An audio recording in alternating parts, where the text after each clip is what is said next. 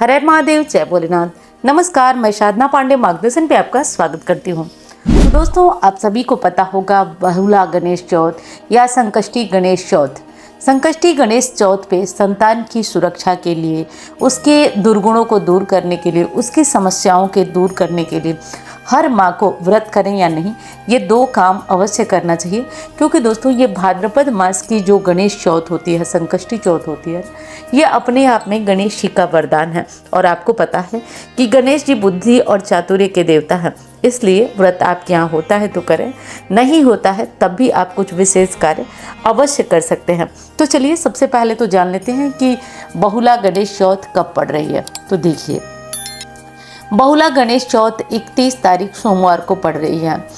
चौथ की शुरुआत हो रही है, चौथ तिथि चतुर्थी तिथि की शुरुआत हो रही है सुबह 8:50 पर। अब चूँकि ध्यान रखिएगा, इसमें सूर्योदय काल में तिथि नहीं है, परंतु हाँ, इसी तिथि की मान्यता है क्योंकि इसमें रात में विशेष पूजा होती है गणेश जी की और चंद्रमा को अर्घ्य दिया जाता है। तो प्रमुख ये पूजा जो होती है वो रात में होती है। और 31 तारीख सोमवार को आज का दिन जो है वो विशेष है, रात्रि में चंद्रमा की पूजा करने के लिए, भोलेनाथ की पूजा करने के लिए और गणेश जी की पूजा के लिए।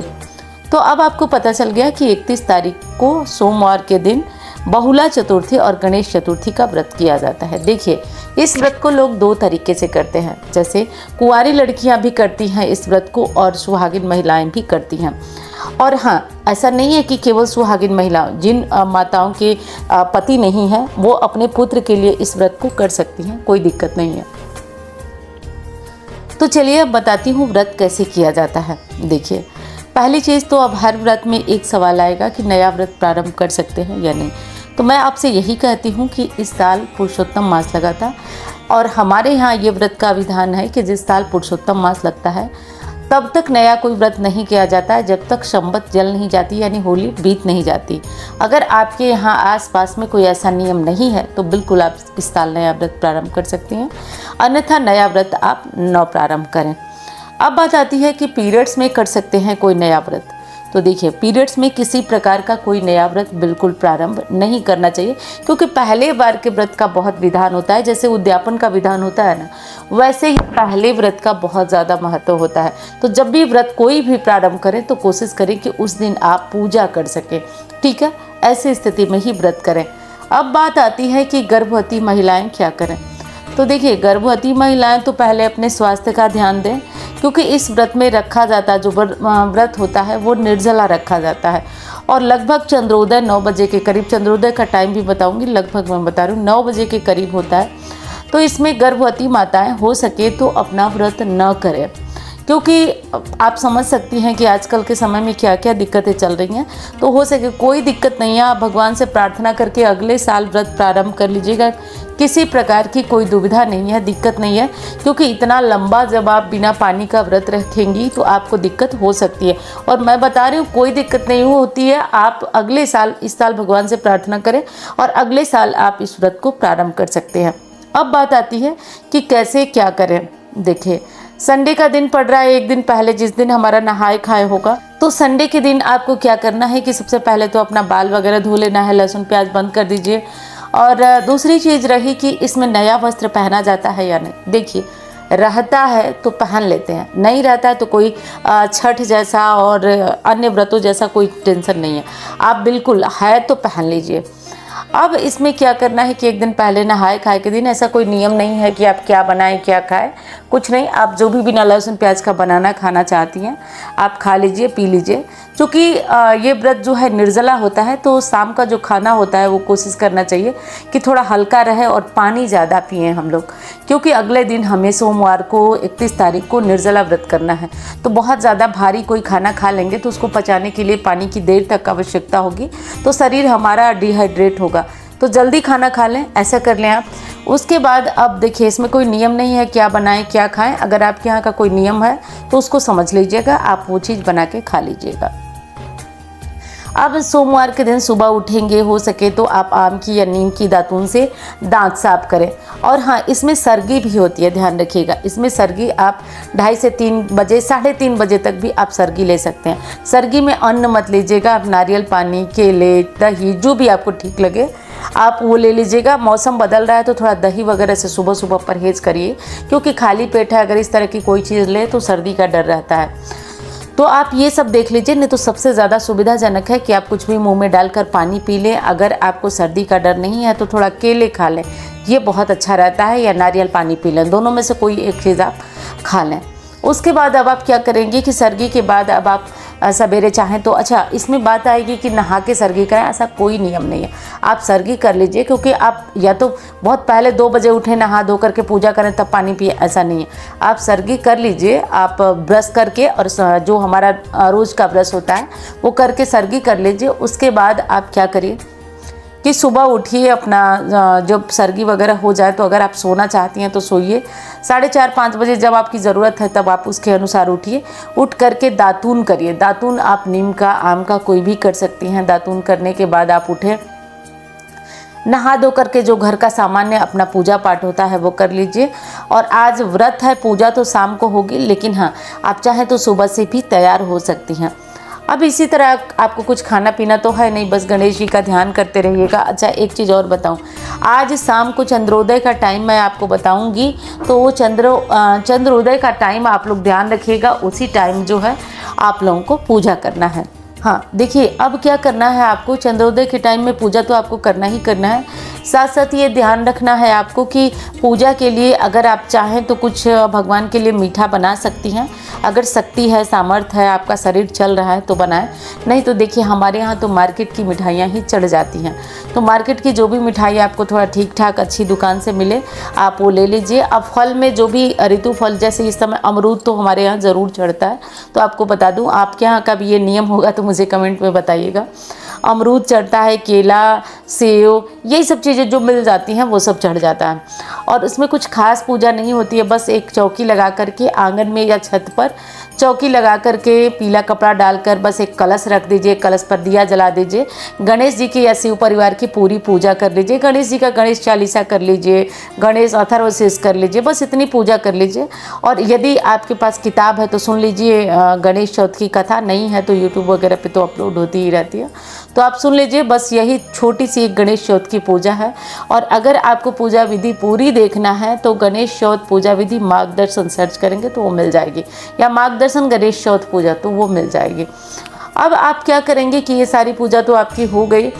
अब आप क्या करेंगे कि गणेश आरती करेंगे। आरती का पूजा का समय जो होता है दोस्तों वो शाम को होता है। शाम को आप 5 से 6 के बीच पूजा कर लें, 6 से 7 के बीच भी पूजा कर सकते हैं। यही साधारण सी आपकी पूजा विधि है। इसके बाद हम क्या करेंगे कि चंद्रमा को अर्घ देने की व्यवस्था करेंगे। चंद्रोदय का समय वाराणसी पंचांग के अनुसार 8:52 पर हो रहा है, लेकिन ध्यान रखिएगा बहुत जगह इससे पहले भी होगा, बाद में होगा, लेकिन एक मानक रख के हम चलते हैं कि 9 बजे हम चंद्रमा को अर्घ दे देंगे। क्योंकि दिक्कत ये होती है ना कि चंद्रमा निकलते नहीं है। इस समय मौसम ऐसा बदली वाला होता है, तो ज़्यादा जगहों पे कहीं बारिश कहीं कुछ, फिर बहुत सारे ऑफिस नंबर पर फ़ोन आते हैं कि हम क्या करें।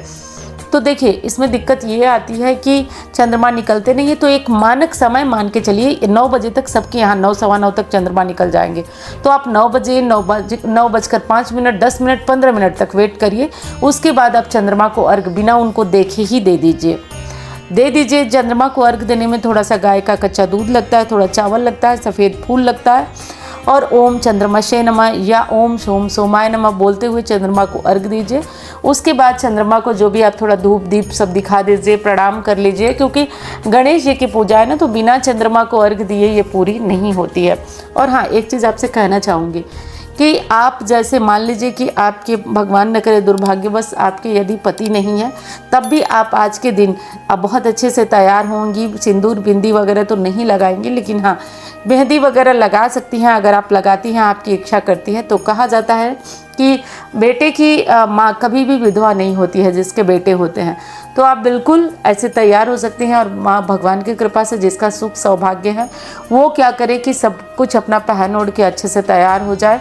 तैयार होकर बढ़िया से गणेश जी की पूजा करें, पैर में महावर वगैरह मेहंदी वगैरह लगा लीजिए। अब पूजा आपकी लगभग 9:30 तक कंप्लीट कर लीजिए। 9:30 बजे आप क्या करिए, पानी पी लीजिए। 9:30 बजे आप पानी पी लें तो जो भगवान को आप भोग लगाई हैं मिठाई, उसी मिठाई में से निकाल करके सबसे पहले आप जो है अपने बच्चों को, अपने परिवार को, अपने संतान को, अगर हाँ पास में पति हैं जो भी है, तो आप उनको दे दीजिए। दे करके क्या करिए कि प्रणाम कर लीजिए। पति हैं तो बच्चों को बोलिए कि मुझे प्रणाम करो, क्योंकि आप इतना बड़ा व्रत कर रही हैं, पूजा करके आई हैं, तो एनर्जी तो बहुत ज़्यादा आपके अंदर शक्ति होगी। तो आप उसी टाइम अपने बच्चों को आशीर्वाद दीजिए, फ़ोन पर बात करिए, जैसे आपको ठीक लगे करिए। उसके बाद अब आप पानी पी लीजिए। पानी में क्या करना है आपको, थोड़ा सा भगवान का जो प्रसाद है वो प्रसाद ले लीजिए। प्रसाद ले करके और पानी पी लीजिए।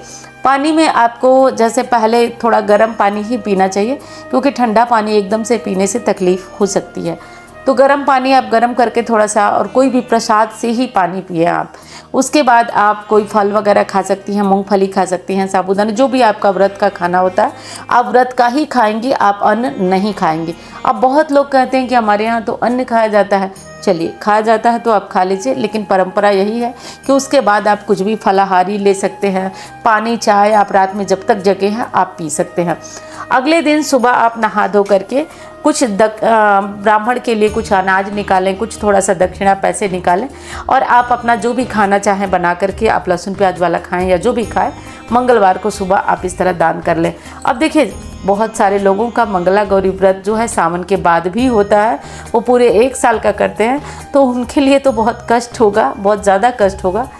लेकिन हाँ, ये बता देती हूँ आपको कि आप जो है अपने व्रत का पारण कर सकते हैं। गंगा जल में थोड़ा सा जल मिलाकर पारण का भाव करके कर लीजिए और अगले व्रत का संकल्प कीजिए। और दोस्तों, आपसे प्रार्थना है कि वीडियो पसंद आ रही है तो प्लीज़ लाइक करिएगा। चैनल को आपने सब्सक्राइब नहीं किया तो ज़रूर कर लीजिए। और हाँ, मुझे पता है कि आप लोग बहुत ज़्यादा परेशान हो रहे होंगे कि मेरी तबीयत कैसी है, तो मैं अब बहुत बहुत बहुत अच्छा महसूस कर रही हूँ। भगवान ने चाहा तो मैं जल्दी ही आप लोगों के सामने भी आऊँगी। अब बात आती है कि थोड़ा सा पूजा की विस्तृत विधि बता देती हूँ। तो देखिए, पूजा की विस्तृत विधि में आप गणेश जी को जनेऊ जरूर चढ़ाएं, आप कुछ भी पीला फल आप ज़रूर चढ़ाएं उनको, और साथ साथ आप बस एक साधारण सी विधि जो मैंने बताया और नहीं समझ में आया तो गणेश चौथ पूजा विधि, बस एक कलश रखा होता है, गणेश जी की मूर्ति, पूजा करना आप सभी जानते हैं, धूप दीप गंधा अक्षत, इस तरीके से पूजा होती है। अब देखिए, अगर आप व्रत करते हैं तब बहुत अच्छा, नहीं करते हैं तो आपको एक बहुत अचूक कार्य बताती हूँ। आप व्रत में भी कर सकते हैं और नहीं व्रत है तो साधारण आप खाना खा के भी ये काम कर सकते हैं। आपको देखिए, दुर्वा ले आना है। दुर्वा ले आकर के क्या करना है कि उस दुर्वा की 11 जगह अलग अलग दुर्वा को गांठ दे करके 11 दुर्वा की माला बनाना है, और इस माला को आपको गणेश जी को पहनाना है। गणेश जी को पहनाकर अगले दिन आप इस माला को निकाल लें। और आपका बच्चा बात नहीं मानता है, कहना नहीं मानता, कुछ नहीं सुनना, या इंटरव्यू वगैरह के लिए बच्चा जाता है, उसका नहीं हो पाता है, विवाह नहीं हो पाता है, तो एक बार आप उस माला को या तो बच्चे के बैग में रख दीजिए, कोई कार्य करता है उसके बैग में रख दीजिए, या फिर आप बच्चे को दे दीजिए, कहीं बाहर रहता है तो अपने पास रखें। विश्वास मानिए, चमत्कार हो जाता है गणेश जी। मैंने एक शॉर्ट वीडियो में बताया था कि चमत्कार क्यों होता है, लेकिन हो जाता है। तो आप ये कार्य कर लीजिए। और दूसरी बड़ी चीज़ है जो गणपति को बहुत ज़्यादा प्रिय है, देखिए, घी में सिंदूर मिलाकर अगर हो सके तो आज गणेश जी के पैरों पे 5 बार टीका ज़रूर करिए। और इस घी में सिंदूर मिले हुए जो मिश्रण है, गणेश जी को टीका करने के बाद 108 बार ओम गंगणपतये नमः, ओम गंगणपतये नमः, ओम गंगणपतये नमः बोल करके इस टीका को आप प्रतिदिन आप अपने बच्चे को लगाना शुरू करिए। छोटा बच्चा है, बड़ा बच्चा है, विश्वास मानिए बुद्धि सुधरती है और बच्चे का कार्य भी बहुत अच्छा होता है। तो मैं उम्मीद करती हूँ कि कोई चीज़ इसमें ऐसी छूटी नहीं होगी जो आपको परेशान करेगी। हो सकता है कि व्रत का थोड़ा नियम इधर उधर हो, लेकिन मैं उम्मीद करती हूँ वीडियो आपको पसंद आई होगी। सावन आने वाला है, आपको पता है कि इस बार भी रुद्राभिषेक का आयोजन मार्गदर्शन के द्वारा होने जा रहा है। तो जो कोई बहुत ज़्यादा जीवन में अटका हुआ, रुका हुआ या परेशान महसूस कर रहा है, ये बस आयोजन उसी के लिए है। किसी भी मनोकामना को लेकर आपने सारे मेरे बताए हुए या अन्य कोई उपाय पूजा पाठ किया और अब आप हार गए हैं, निराश हो गए हैं, तो विश्वास मानिए आप अपने जीवन में चमत्कारी परिवर्तन देखेंगे। क्योंकि आपसे बता दूं, मैं यहाँ अपने कार्यस्थल पे बैठी हूँ, जब भी मैं कोई रुकावट महसूस करती हूँ, हमारे पंडित जी भी जानते हैं, मैं तुरंत जहाँ कहीं जैसे रहती हूँ फ़ोन करके महादेव की शरण में पहुँचती हूँ और राहत तो मैं पा ही जाती हूँ। और मैं जिस चीज़ से राहत पाऊँ वो आपको न बताऊँ, ये कैसे हो सकता है। तो देखिए, पूरे साल लोग कहते हैं कराने को, लेकिन संभव नहीं है, क्योंकि पूरी व्यवस्था के साथ वो चीज़ें करानी पड़ती है। तो अब सावन का महीना आ चुका है और रुद्राभिषेक 21 अगस्त को मार्कंडेय महादेव में आयोजन होने जा रहा है। देखिए, यदि आप अपनी किसी भी मनोकामना के लिए ये रुद्राभिषेक करा रहे हैं, बच्चे की, पति की, किसी की भी, तो आपको वो मनोकामना खुद तक गुप्त रखना है। आपको किसी को नहीं बताना है। केवल ऑफिस नंबर पर फोन करके आपको दक्षिणा की राशि, अच्छा दक्षिणा से ये एक चीज़ मुझे बहुत अच्छे से आपको बताना है कि देखिए, इसमें जो मंदिर के खर्च होते हैं, जो ब्राह्मण लोगों की दक्षिणा होती है, केवल और केवल वही सहयोग राशि होती है। और विश्वास करिए, जो कोई जुड़ना चाहता है बिल्कुल आप जुड़िए, क्योंकि इससे कम में तो आप कतई अपने घर पे भी नहीं करा सकते हैं। तो आप चाहें तो इसमें जुड़ सकते हैं। अपना नाम, स्थान, गोत्र, ऑफिस नंबर पर नोट कराइए। मनोकामना आपको खुद गुप्त रखना है, किसी को नहीं बताना है। अब बात आती है कि आप जानते हैं कि काशी के कोतवाल कहे जाते हैं बाबा विश्वनाथ जी। बहुत सारे लोग 2 सालों से मैं करा रहा हूँ, 2 सालों से लगातार यही कह रहे हैं कि आप बाबा विश्वनाथ जी मंदिर में कराइए। बहुत भागम भाग व्यवस्था, इस सब चक्करों में हम लोगों ने थोड़ा सा लेट कर दिया, लेकिन हाँ, लेट करके अंततः आपके लिए ये खुशखबरी लाई हूँ कि आप काशी विश्वनाथ मंदिर में भी अपना रुद्राभिषेक करा सकते हैं। रुद्राभिषेक करा सकते हैं और रुद्राभिषेक कराने के समय आप जैसा कि जानते हैं कि काशी विश्वनाथ मंदिर में किसी प्रकार का लाइव या कोई इस तरह की व्यवस्थाएं नहीं हो पाएंगी हम लोगों की तरफ से या कहीं से, ये जग विदित है, सभी जानते हैं। और दूसरी दिक्कत है कि इसमें कुछ लोगों का करके कराना है। एक दिन सभी लोगों का नहीं हो पाएगा, जैसे 20 लोगों का एक दिन, 20 लोगों का एक दिन, 20 लोगों का एक दिन, ऐसे करके कराना है। अब तीसरी बड़ी बात कि यदि आपको मैं बुलाती हूँ या आप वाराणसी, काशी में आते हैं, तो अचानक अगर उस दिन भीड़ बहुत ज़्यादा बढ़ जाती है तो हमारे द्वारा जो रुद्राभिषेक की बुकिंग होती है वो कैंसिल कर दी जाती है और उस स्थिति में आपको वापस भी जाना पड़ सकता है। तो इन 2-3 चीज़ों का ध्यान रखिए। बाकी महादेव इस बात के साक्षी हैं कि आप ही का नहीं, किसी का यदि 1 रुपया रहा तो होना तो तय है।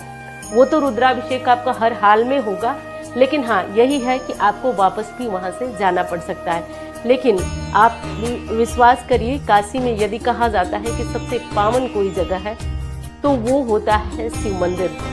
शिव मंदिर, वैसे काशी तो महादेव के त्रिशूल पे ही बसी है, लेकिन मंदिर, और दोनों ही मंदिर अपने आप में बहुत प्रमुख मान्यता रखते हैं। तो आपको आना है तो बिल्कुल आइए, लेकिन एक बात जो काशी विश्वनाथ मंदिर में, उसका ध्यान जरूर रखिएगा। दूसरी बात कि काशी विश्वनाथ मंदिर हो या कोई भी मंदिर, देखिए दोस्तों, मैं आपसे यूं ही नहीं कह रही हूँ, इन मंदिरों की बात ही अलग है। आप जाएंगे चाहे जितना भी टेंशन में, आपका टेंशन दूर होना, अगर विश्वास है तो 3 महीने में रिजल्ट आपके हाथ में होगा। आप देख लेंगे। और बहुत सारे लोग इससे अपनी परेशानी से निकल चुके हैं। मैं 2 सालों से रुद्राभिषेक करा रही हूँ, आप लोग देख रहे हैं। तो जिन किसी को जिस मंदिर में कराना है, कहीं भी आप अपनी मनोकामना मत बताइएगा, नाम, स्थान, गोत्र बोलिएगा और उसके साथ आप नाम, स्थान, गोत्र के साथ आप पंडित जी लोगों की दक्षिणा है वो बुक करके और ऑफिस नंबर पर अपना ये सब चीज़ें भेज दीजिए, नाम, स्थान, गोत्र, ताकि आपका रुद्राभिषेक का जो सीट है वो बुक कर सके। देखिए, सीट से मैं कहना चाहती हूँ आपसे कि इसमें कोई भी निश्चित सीमा नहीं है। जब भी मुझे लगा कि अब नहीं हो पाएगा, वो तुरंत चीज़ें रोक दी जाएंगी। और ये हर साल होता है कि बाद में लोग कहते हैं कि दीदी ऐसा हुआ, वैसा हुआ, मेरे घर में ये परेशानी थी, मैं नहीं कर पाई। तो आपसे ये बता देती हूँ कि उस टाइम मतलब मेरी भी मजबूरी समझिए, हर चीज़ को करने में थोड़ा सा ज़्यादा मेहनत और हर चीज़ करना पड़ता है। तो उस स्थिति में नहीं, तो जिन किसी भाई बहन को रुद्राभिषेक में भाग लेना है वो पहले ही ले लें, क्योंकि व्यवस्था अनिश्चित है। हो सकता है कि बढ़ सके और हो सकता है कि आप 15-20 दिन पहले ही व्यवस्थाएं आपकी, मतलब लोगों के ऊपर है। अगर बढ़ जाते हैं तो वो ख़त्म, या फिर यदि मंदिर से मुझे इजाज़त मिल जाती है कि और लोगों का करा, क्योंकि बहुत कम संख्या में मुझे मिली है। तो जो लोग कराना चाहते हैं वो अपना नंबर, अपनी सीट पहले ही बुक कर लें।